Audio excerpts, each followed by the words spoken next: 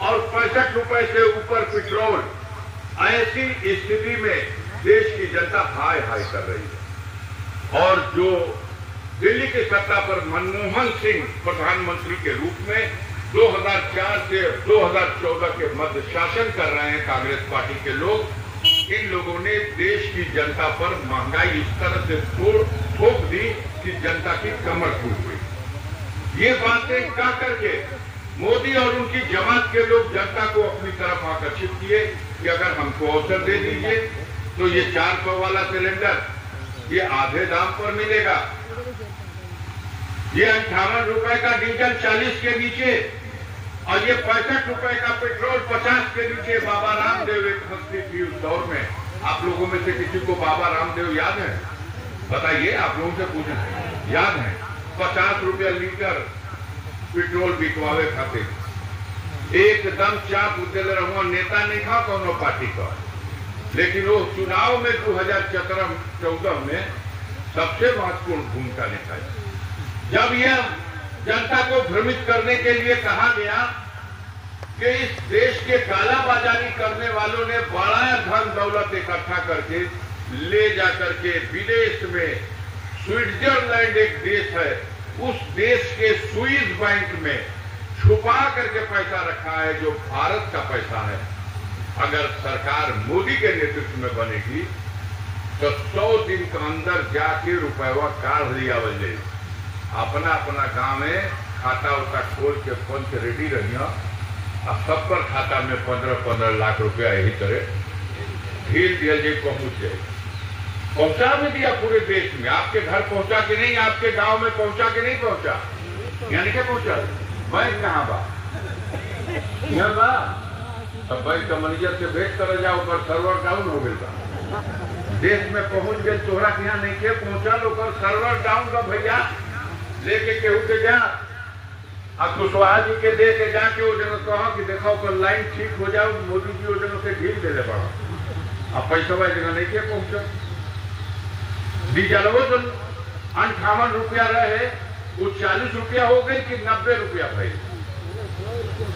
पेट्रोलवा 65 रुपया से 100 रुपया हो गई कि 50 रुपया भाई। बोला जा, ये समीक्षा करे के बाद सिलेंडरवा जरूर 250 का हो गई, वो घड़ी 400 का रहुए। स्मृति यानी याद पड़ेगी, एक जना रहुई स्मृति ईरानी, तो सिलेंडर में बैठ गई वो दिल्ली में, आपन चूड़ी उतार के मनमोहन सिंह प्रधानमंत्री के भेज दिली कि लो है चूड़ी पहन लो। इस देश का काज दुर्गत को देने पड़ा कि 400 का गैस बिकाई, आज गैसवा 1200 का भइल बा। अब केहू अखबार वाला, टीवी वाला, रेडियो वाला एक पर एको दिन बहस ना करे, न केहू से प्रश्न पूछी कि भैया सिलेंडरवा बेपैसा में मोदी जी जो दिले रहा ये बेपैसा का सिलेंडर ले जा, उस सिलेंडरवा भरवावे खातिर हमारे महतारी बहन लोगन के कि काहे 1200 रुपया देवे के पड़ता। ये तो जैसे गहकी फंसावे खातिर जियो कंपनी वाला पहले लिया सिमवा 6 महीना फ्री देले रहे, याद पड़ेला कि ना पड़ेला? और जब 6 महीना बीत गई तो धर्मा अवतार एक भरी सबसे ज्यादा वसूली उन्हीं का वसील वाला। तो ये लोग जनता से जो वादा किए उसको पूरा तो नहीं किए, उनके साथ धोखा किए, छल कर दिए।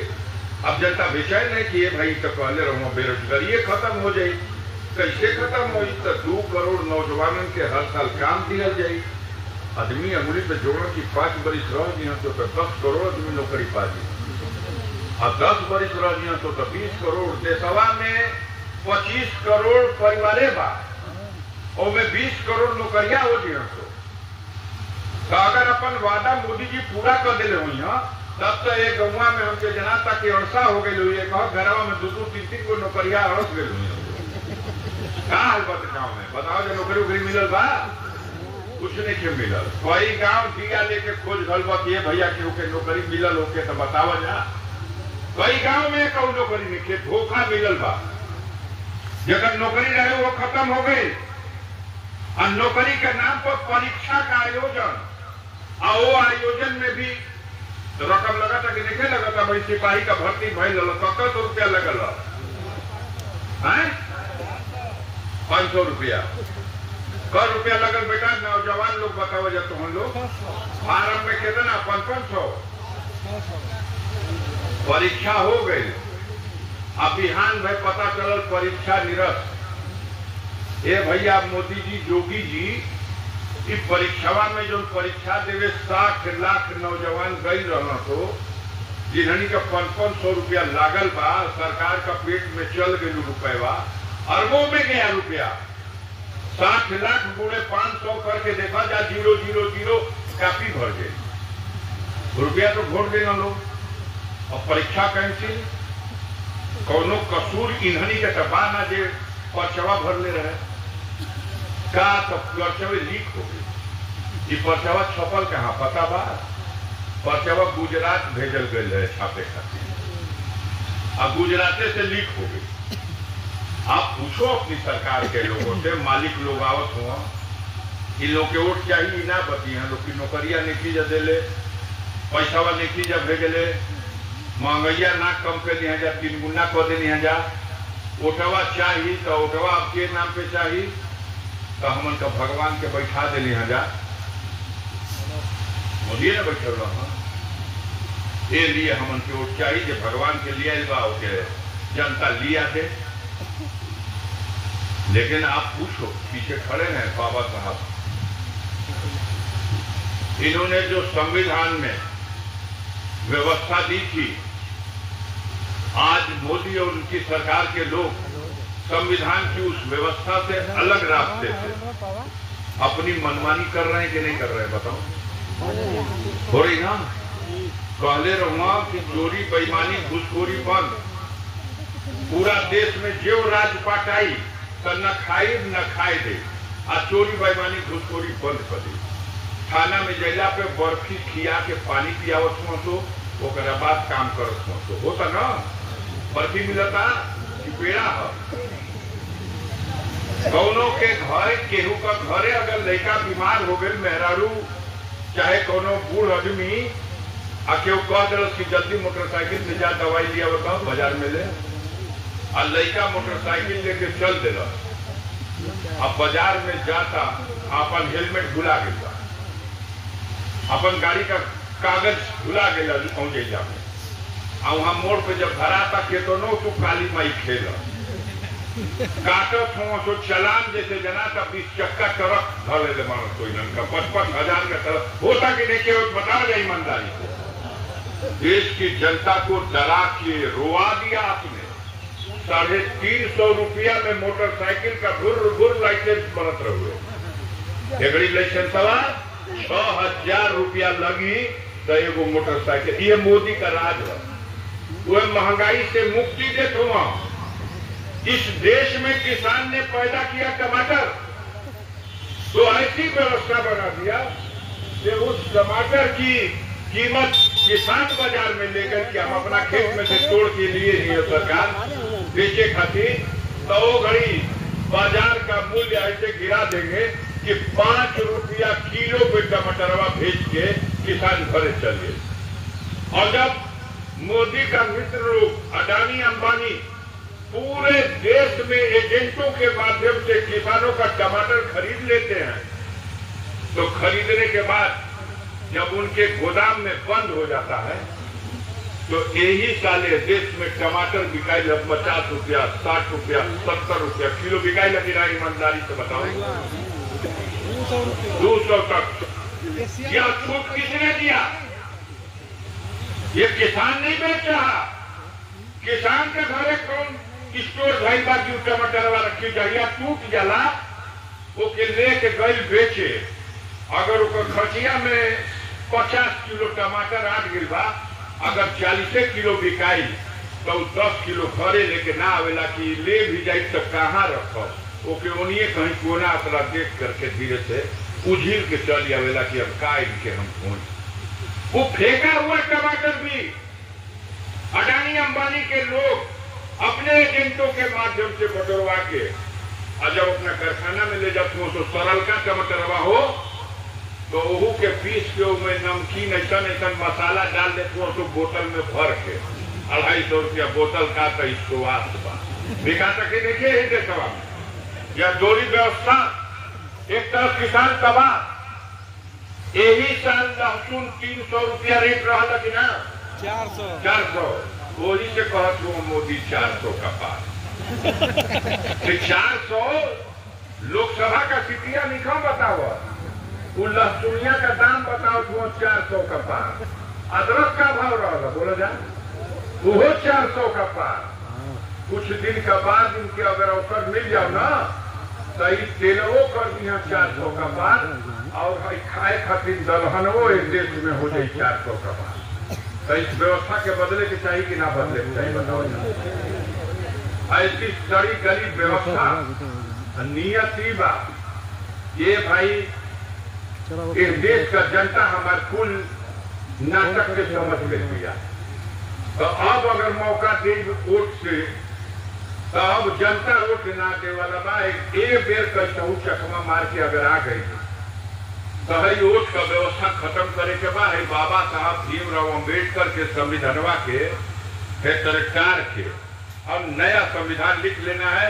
जो 47 में छटपटात रहो लोग कि हमारा बाप दादा आजा के जो रहल जहां ले उतना मिल जाओ, उहे गैसिया पेटवा में भरल बा। ये संविधान देश में लागू हो गया, हर जनता को अधिकार मिल गया। समता और समानता की बात हो गई। ऊंच नीच खत्म, बराबरी, टाका एक ही ओर, अब भूरहू एक ही ओर। सही पचत नहीं थे कि जानत हुआ लोग कि इस व्यवस्था में हमन का चकमा खत्म हो जाए। इनकी आइडियोलॉजी को मानने वाले भारत में 10% लोग नहीं है। ये धोखा दे के चकमा दे करके जिनको गाली बकते हैं उन्हीं से वोट ले लेते हैं।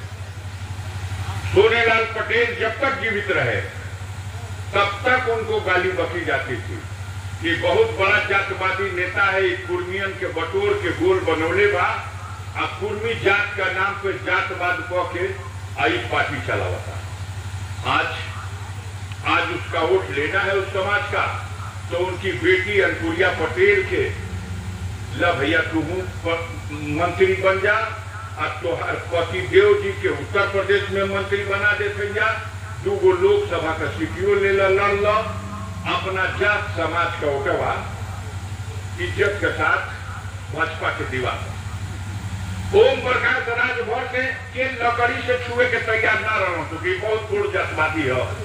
आई बहुत बोर गरियावेला हमन के कहेला कि कटोरा उठवा के बीच बनवाई, लेकिन ओटवा लेवे खातिर ए भैया तू अपन लइकवा के लड़ा ले भैया, अपन जतिया के फंसा के ओटवा हमन के दिवा दे भैया, हमन का राजपाट हो जाओ। एगो दारा सिंह चौहान हुआ, उनका कौनो गतर बाकी ना रह गई। अब आ गए चुनाव, तो ये भैया तुम मंत्री का ताज पहिल लो, अपन चौहान भाई लोगन के फुलवा की देखा ताज हम पहले बानी, ओटवा भाजपा पे चढ़ा दो। ये तिकड़मबाजी है इनकी, और इस तिकड़मबाजी के आधार पर ये सत्ता हासिल करने के माहिर लोग। कुशवाहा समाज है, बाबू सिंह कुशवाहा के कोनो गतर नहीं लोग छोड़ दे। अब चहला लोग के हर हालत में उनका हथवा गोड़वा बांध के कैसहू अपना आगे गिरा दिया जाए, लेकिन वो स्वाभिमानी आदमी है, उन्होंने नहीं स्वीकार किया इनका ये जो दमनकारी नीति है। कई जगह सफल हो गए ना लोग, लेकिन उनके ऊपर सफल नहीं हुआ। लेकिन वोट लेना है कुशवाहा समाज का, तब केशव मौर्य के चुनाव में वोट ना दिया लोग, हरवा दिया लोग। अब चुनाव के बाद आओ मंत्री बन जा, पहिल ताज अपना जात वोटवा दिवा दो। अपने कर्तव्य के बल पर इनको वोट देने वाले, इनकी आइडियोलॉजी से प्रभावित होकर के इनके सिद्धांत को मानने वाले 10% लोग नहीं हैं। 90% उस सिद्धांत को नहीं मानते, उसका विरोध करते हैं। लेकिन मूर्ख बना करके, धोखा दे के, चकमा दे के, इन्ने उन्ने बतिया के और वोट ले लेते हैं। और वोट लेने के बाद अब निषाद भाई हैं, संजय निषाद, उनके कहना लोग कि अपन बेटा के लड़ा ला, तू मंत्री बन जा। अपन बेटा के भी एमपी लड़ा लो आपन जात का वोट दिवा दा। ऐसे रोज कहियो लोग की तो पूरा जतवादी हो तो खाली ई निषाद अबिद मला केवट माची कुल मिल के पार्टी बनौले मानसो। आप शुद्ध रूप से बेईमान लोग हो, गरीबों को उनके हक और हिस्से को नहीं दिए। आप गणना में जनगणना में 54% की आबादी ओबीसी की है, 54%। लेकिन मंडल कमीशन लागू भी हुआ तो कै प्रतिशत? 27%, आधा। और अपर क्लास को आरक्षण की बात आई तो 10% उनको आरक्षण एक ही दिन में लोकसभा में पास, राज्यसभा में पास, राष्ट्रपति तक का दस्तखत हो गए कि ना पता बात हो उनके। तो ये क्या है व्यवस्था?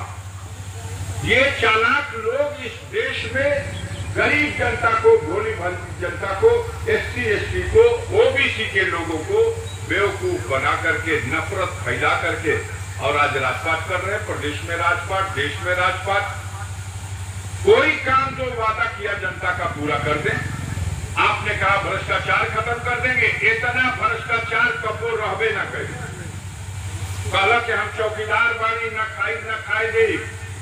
नीरव मोदी का नाम सुनने वाला जो भैया 9,000 करोड़ रुपया, ललित मोदी का नाम जान सुबह 7,000 करोड़ रुपया, विजय माल्या का नाम आप जानते होंगे 10,000 करोड़ रुपया, मेहुल चौकसी का नाम आपने सुना होगा 13,000 करोड़ रुपया।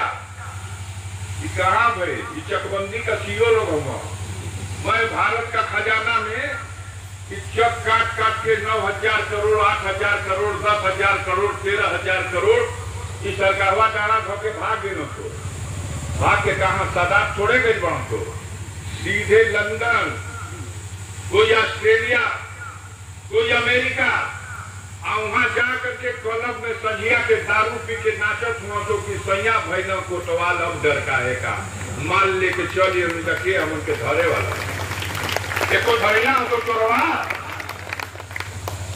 और सुनिए साथियों, इस देश की विडंबना ये है